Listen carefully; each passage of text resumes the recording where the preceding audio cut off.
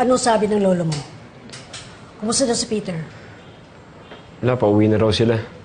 Si kuya naman may pasa. Bakit? Lumaban po yata sa hold-upper eh.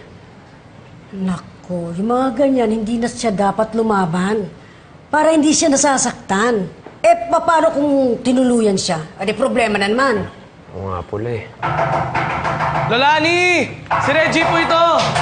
Bruce! Bruce, Lolani. Si Tinay po pati si Chichi. Kinuha po sila ni Archie. Ano?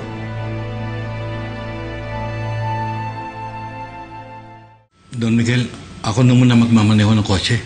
Ihatid ko lang si Peter. Okay, don't worry. We'll manage. Magkita lang tayo sa bahay. Salamat po. Don Miguel, sorry ho talaga. Ma'am Helga, sorry ho. Wala yun. Maraming salamat po.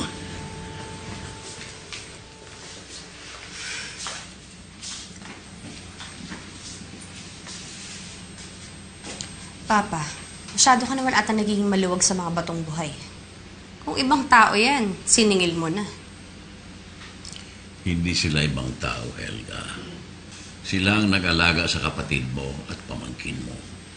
Hindi matutumbasan ang halaga yon.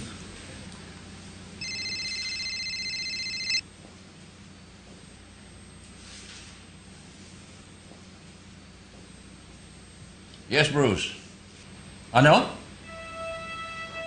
Sige, sige. I'll talk to your lolo. Ano na naman yung problemang ibabato nila sa'yo? Kinuha ni Archie si Tinay at si Chichi. Magpasundukan lang kay Stanley. At kayo nang bahala sa payroll. Kailangan ko hanapin ang mag-ina.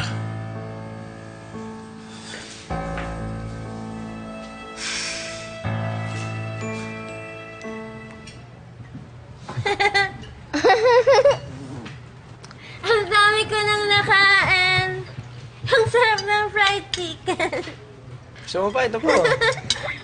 At saka po spaghetti.